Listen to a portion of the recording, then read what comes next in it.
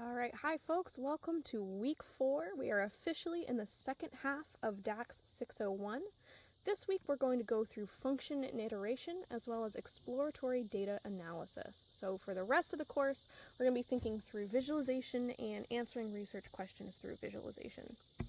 But first, let's get through functions. So functions, we'll talk about why to bother with a function, function types, function structure, and embracing. Iteration, we'll go through across. Iteration in a function, indexes, conditions, and loops. And then we'll talk about per and map. In the second video, we'll go through exploratory data analysis, as well as an example that will pull through examples for your challenge for this week. So first, functions. Why bother with a function? Functions can feel a little bit intimidating at first, but they're really, really useful once you get the hang of them.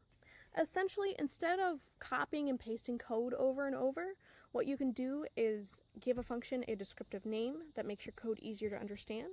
So it's really clear exactly what you're doing in what you would be previously just copying and pasting over and over.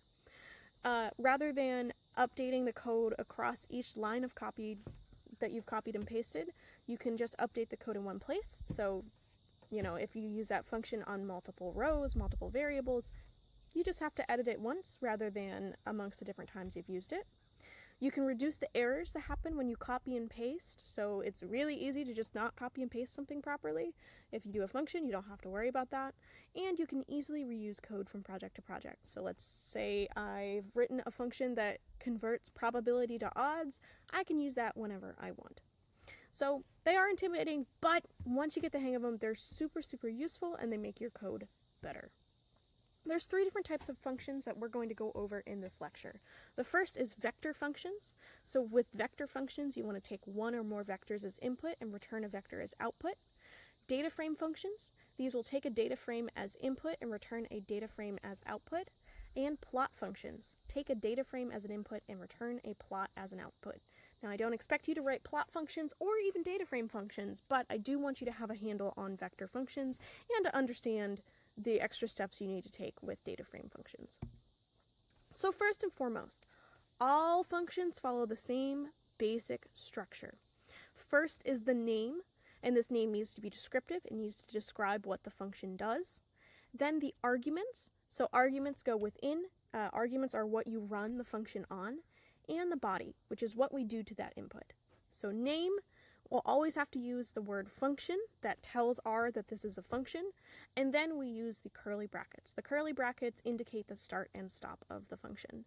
So what's nice is that your arguments can be pretty generic. I don't have to specify a particular column or a particular vector because we can feed it whatever different one we want. So for example, if I want to calculate mean across a few different columns, or do something a little more complex than just calculating mean, I can indicate the specific columns that I want with whatever data that I'm using. It doesn't have to be hard-coded into the function itself. But when it comes to data frames and plots, we have to be careful when we're telling it what variables we want to run on. So in this situation, we have to use what's known as embracing, or just double curly brackets. And these double curly brackets tell R to look inside of a variable, to look at the values within it, rather than just looking for the variable. So you need to use this with pretty much all of the tidyverse functions that we've been working with so far: arrange, summarize, relocate, and so forth. So what does this look like? When it comes to a data frame or plot function, what you can do is feed in the data frame itself. So let's say we create a generic function that renames columns or something like that. What you can do is you can run this across different data frames. Or in this example, we're grouping and then taking the means of different groups. So we have to tell the function that it has to open up a data frame, that it has a grouping variable, and that it has a mean variable. Now, a grouping variable is going to be categorical. It's going to be something like education level, where you have, different levels. And then our mean variable is going to be numerical. So we want to group by education or whatever we have in that variable, and then take the mean for each group. So that's 2 different columns. We have to tell our data frame, or we have to tell our function to look in for the grouping variable, to group by the different values in that column, and then to summarize based on the values within. So it's not too complicated. This all is very familiar to what you've already been doing. You've already been doing data frame, then group by, then summarize. This time, because it's a function, we just have to use those curly brackets. So let's go to our code for examples. Here, we're going to look at the packages that we need. So tidyverse, NYC flights, Lamin, we're going to use Haven and ReadExcel. Make sure you load all of those. And if you don't have the Lamin package, which I suspect you won't, go ahead and make sure that you run that installation line. But when it comes to functions, why should we use these functions? Let's get rid of this for now. There we go. Here we have an example from the textbook where we're using mean is NA. We're just typing that out multiple times. Now, there's only 3 examples. However, imagine if it was 15 or 20 different examples that we want to take the mean of how many NA values there are. That's a lot. That gets to the point where it's really easy to make a copy and paste error, and it's honestly just really annoying to have to retype the argument as something different every time. So what we can do instead is just write a function. So mean NA is our name. We call function to let it know that this is a function, and X is our argument. X is generic. X could be Y. We can feed in Z. We can feed in A. It doesn't matter. Then we just take the mean is NA of whatever argument we fed it, and voila, there is our function. You'll see it also pops up in your environment. So once you declare a function, you can find it up here. Same thing for x divided by sum, y divided by sum, whatever. We're repeating that. Sure, it's only 3 in this example, but what if it were 15? That's annoying. Instead, we can create a simple function that does the exact same thing. We're calling it divide sum, which is descriptive. It tells us exactly what we want to do. Call function. X is our argument, again generic. X is a placeholder for whatever we feed the function. We have our curly brackets. And then we're doing the exact same calculation that we had up here. And then we close off our curly brackets. So here we have divide sum as well. This example particularly is really helpful for your challenge. So let's say that we want to create a function that does summary statistics. This is essentially an alternative to summarize that we've been using already. We're going to call this SumStat.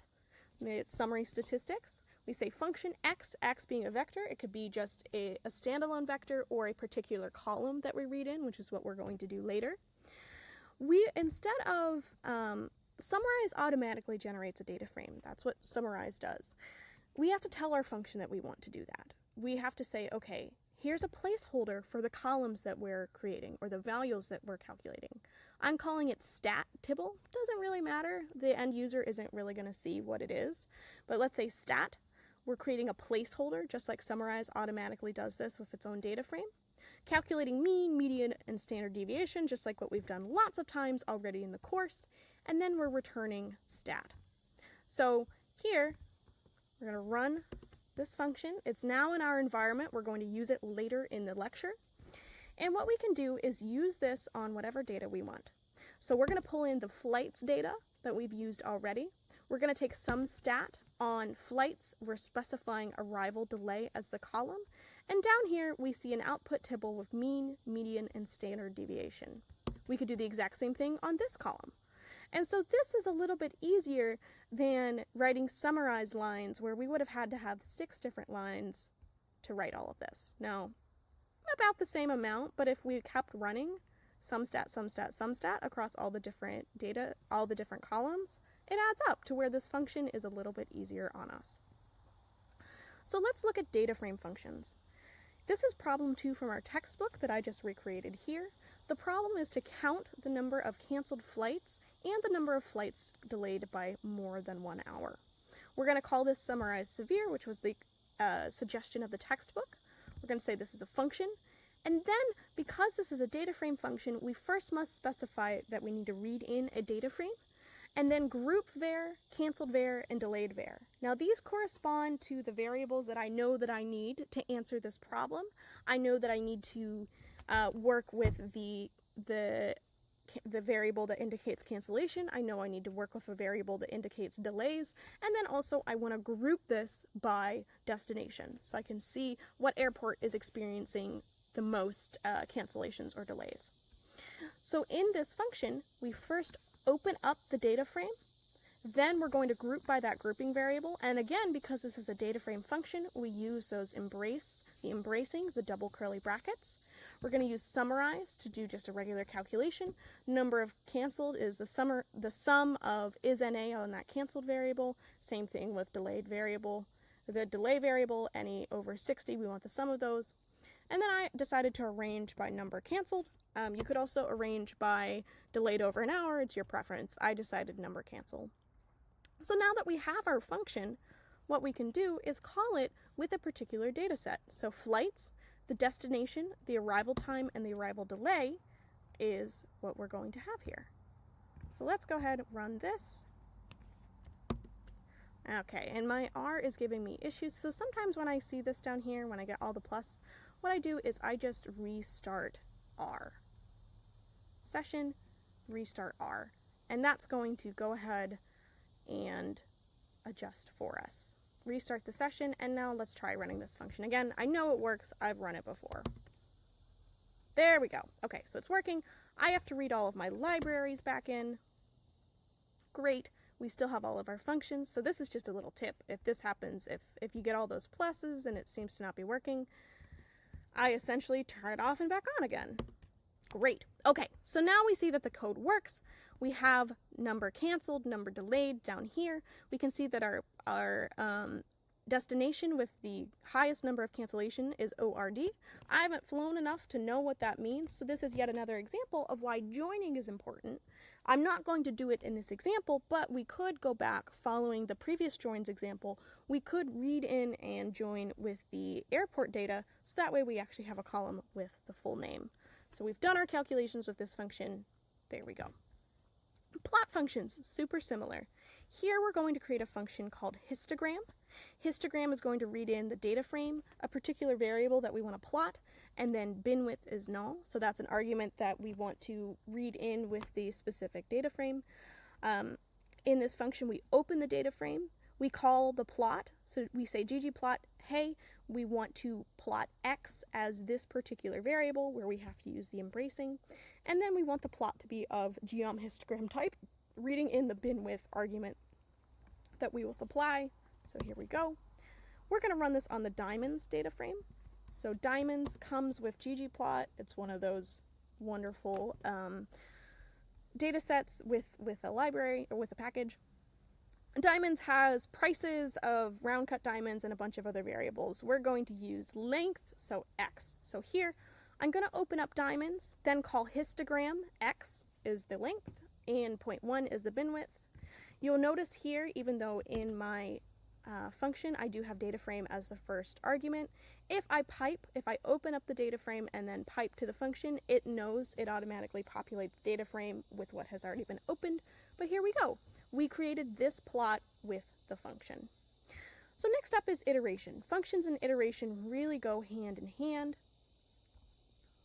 They're good to learn about together. An iteration is when we repeatedly perform the same action on different objects. We iterate over a sequence. We've already actually had an example of this. So across is a function that applies mean or other functions to multiple columns. In across, the first argument is the columns that you want to run it on, and the second argument is what to do to each column. So for example, in challenge 2, and I'm going to run through this code later, but just know that you've already seen this where we've used across, or you were suggested to use across with state and county. So iteration in a function. You are often going to see it in this format, for I in 1 to 1000 or something like that. You're going to see for I in. And first we have to understand indexes or indices. I've touched on this a little bit in I think our basics, but let's go over it again. So a datum's index is its position in the vector or list. And I got this definition from this link right here, which you're welcome to follow. And that just means that in this vector, we have A, B, C, D. They each have their position. A is index 1, B is 2, C is 3, and so forth. The first is 1, the second is 2, the third is 3, and whatever for as long as it goes.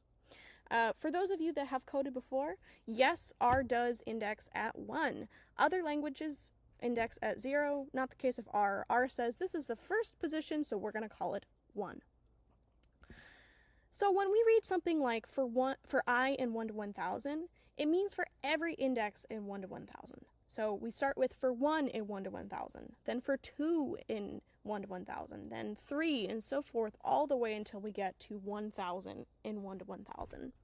I literally, when I think about iteration, I visualize it in my head to where it's like, okay, we do this on item 1, then we move to item 2, then we move to item 3, and so forth. It's just we're doing the same exact thing for every element in a vector, a list, or whatever we have. So when we declare I in whatever, we're saying that we want the loop to run for every index in that specified input. So functions, indexing, another component of this is conditions and loops. And you are familiar with conditions, not if and if else, but we've used case when. So case when is when we vectorize multiple if else statements. We've used it when recoding values in columns, and our logical operators. So logical operators, you already know, the vertical line means or, and is and, any, true if any element meets the condition, all, true if all elements meet the condition, and then in, true if any element is in the following vector. But that is based on if and if else. So if condition is met, then do this, or if else, if condition is met, then do this, else if condition is not met, then do this. Don't worry, I do have code example that will make this a little bit more concrete. These conditions and if-else statements are often used in loops. We'll talk about two different loops: for loops, which are when you know how many times the code should run, and while loops, when you don't know how many times the code should run.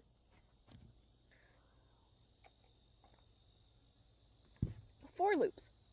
So for loop, we have one I in 1 to 1000, or we have a specified vector that we want all of the elements to have this operation done to them. The way a for loop works is we have an item in our sequence, and it checks, have we encountered the last item in our sequence? If we have, if we're at 1000 in 1 to 1000, then the loop stops. It exits, it's done. If we're not, if we're at 500 or 999, we're going to continue and do the same operation. We're going to continue the iteration. We're going to continue with the conditions. So for loop is you use this when you know how many times the code should run. So for example, you're calculating the mean for a vector or a list of numbers. First, we have to have a container that holds the output.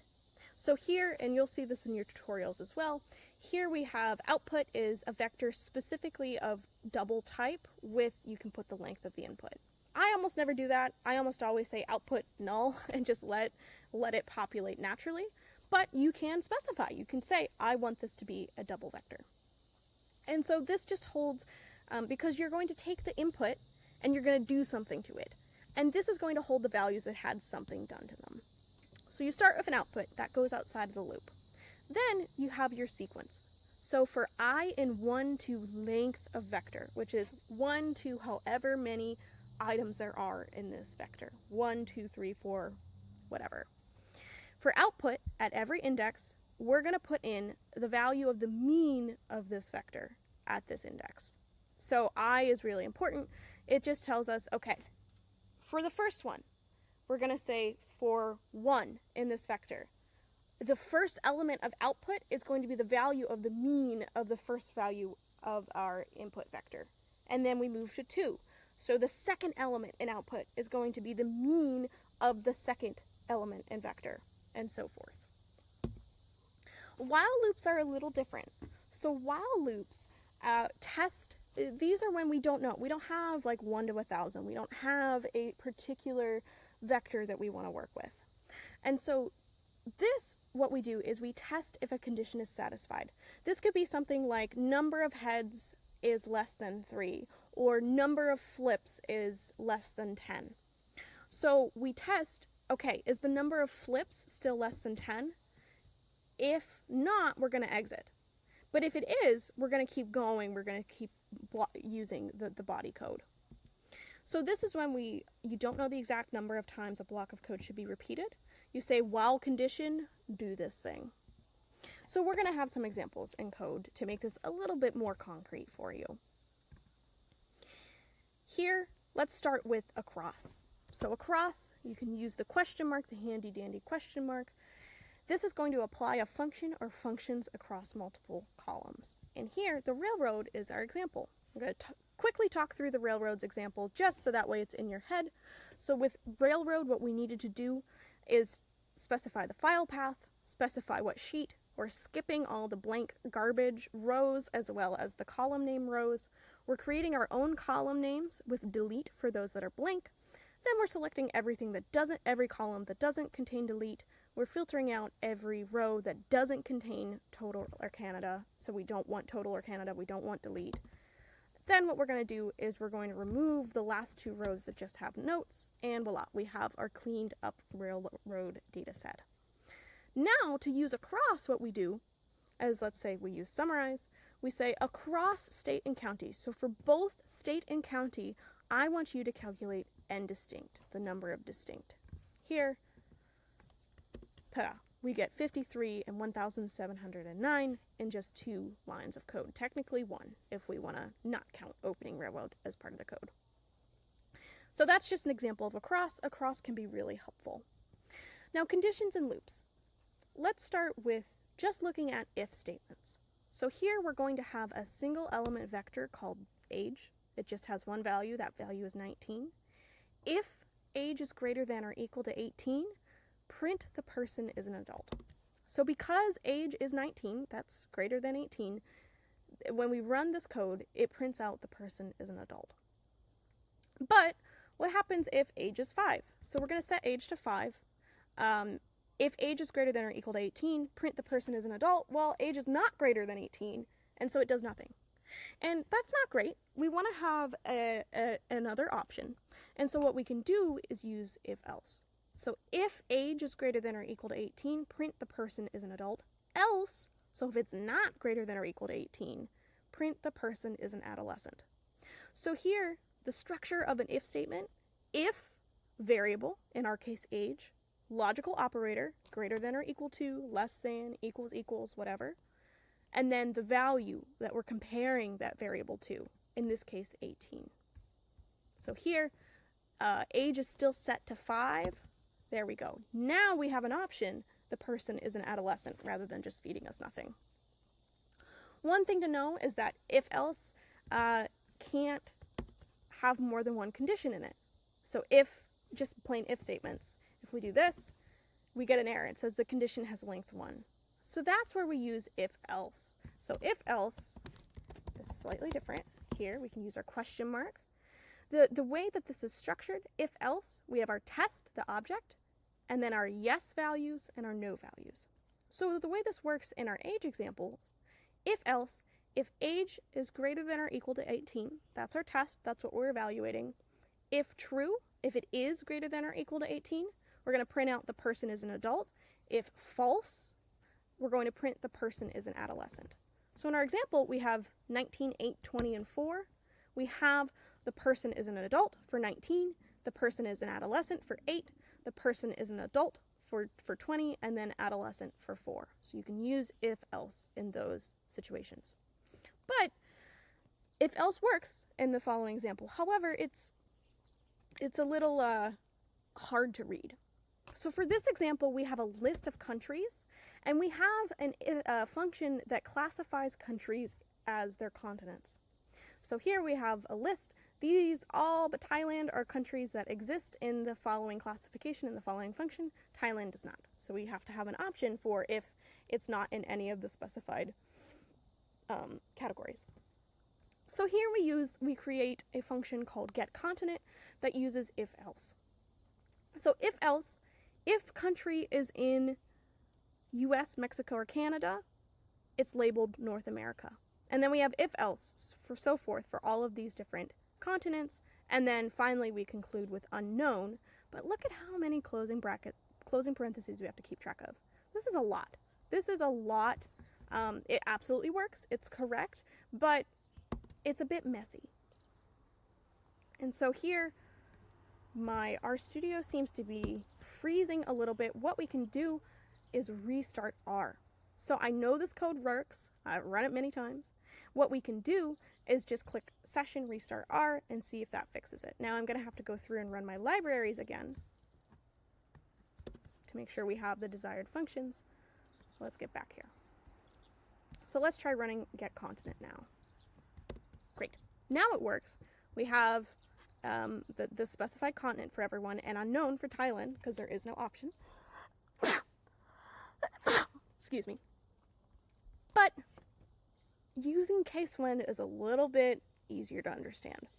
So case when functions under the same logic as multiple if-else statements, but you see, like, rather than having all the indents, it's easier to read.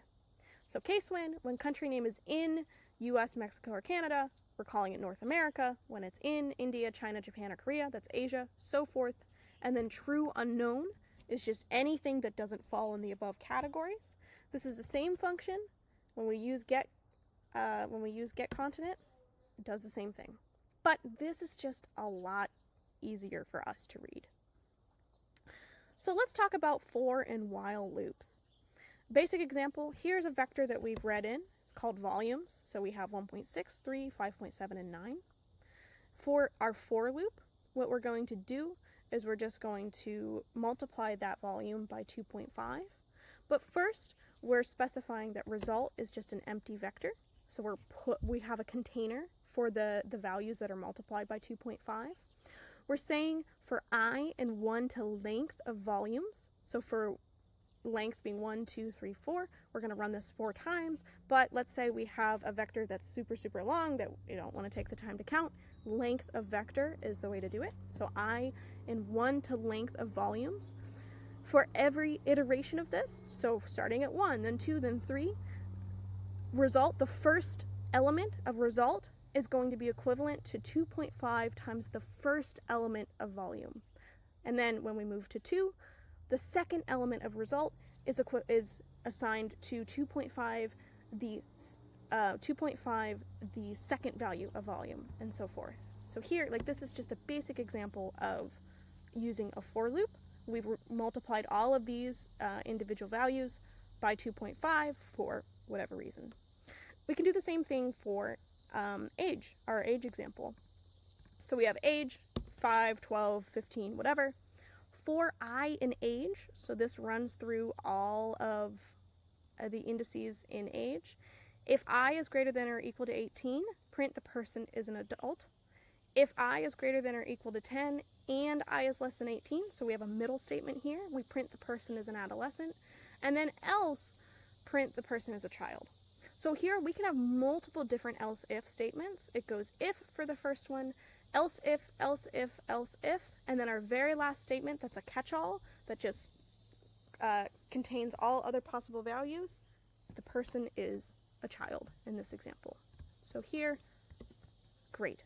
For this line, for I and age, 5, 12, 15, 48, 2, 48, we have child, adolescent, adolescent, adult, child, and adult. So let's say I wanted to put these results in a vector. I wanted to keep these. I didn't just want to have them in my console. What I do here is I declare an empty vector. I say result vector. Do the same, and make sure I just caught there was a period here. Make sure in your own version of this you delete that period. We say for I in length of age, the result so we start with 1. We say the first index of result is going to be equivalent to if this first element of age is greater than or equal to 18, we're going to put in the person is an adult. If it's, between 10 and 18, it's an adolescent, or else the person is a child. It's going to go through each element of age. It's going to decide, is it an adult, is it an adolescent, or is it a child? And in the corresponding space in result, it's going to put in the person is and whatever. So here, same thing, does the exact same thing as the above loop, but this time we have a string, we have a result that we can pull from. So let's look at while loops. While loops, again, and you will go over this in your tutorial, this is just a secondary example. We're going to store the initiate number, and we're going to store a sum. So here we're calculating the sum, and in number we're using as to calculate how many times this has run. So while number is less than or equal to 10, while we've run this less than or equal to 10, we're taking sum equals sum plus number. So number equals number plus 1. We're adding in the sum, and we're every time we run this, our number is increased by 1. We're going to do this while number is less than or equal to 10. So once it hits 10, it's done. And so let's print. Print sum, print number. Here's where we didn't have an initial, I didn't know how many times this would take. And again, the tutorial has examples of both of these types of loops. One more thing in this video is the per library. So per is going to allow you to apply a single function across multiple objects, and it can replace for loops. So per across, a lot of these do similar things. This is just, find the way that speaks to you, is easiest for you, and often I say find the way that uses the least amount of code, because the fewer lines you write, the lower your chances of making mistakes are. So per is designed to make things a little bit easier for you. And what per has is a function called map. So map returns a list the length of its input, and you can specify what type you want that to be. If you want it to be logical, double, character, whatever. What it does is map takes a vector as an input, it applies a specified function, and then it returns a vector the same length as the input and the same as the specified type. So if you do map logical, map int, whatever. And so let's go back to our code. Just another quick example, and then this video is done, I promise. First, let's check out map. As I always have you do, you can apply, it tells us that you apply a function to each element of a vector. Map, it's always going to return a list, and then map logical, int, whatever, returns lists of a specified type. Here I'm using the Lamin library. I'm pulling in the teams data, and so this is the Major League Baseball data with 30 teams of all games played for over 100 years. We can view it. We see year ID, team ID, and then these columns are all initials of folks. So I'm interested in these columns, these like 15 to 40. And so what I could do if I wanted to write a for loop is I could have my container, my holder, averages as null for I in 15 to 40, because that's the columns that have all of their averages. Sorry, a bug. So for I in 15 to 40, we're going to take averages, but this we're doing I minus 14. The reason why we do this is because we're starting at column 14 in the MLB data, but we don't want to start at item 14 in our holder, so we start at I minus 14, so that way we're right at the beginning. We're taking the mean of all of the rows of each individual column, and then we're taking the names, putting them together, and we see this result. So it took us a bunch of lines of code to do this, whereas maps, using map, we could say teams, select columns 15 to 40, and then we just create a list taking the mean of each of those columns. Much, much easier. So you can do it, but it's a little less complicated because you don't have to deal with averages like I minus 14. We don't have to deal with the indexing. Map just makes it way easier for us. So that's it for functions and iteration. Again, I don't expect you to be an expert at this, but you should have some basic understanding of how these things work. And in your challenge this week, you will be asked to write a single function. All right, see you in the next video.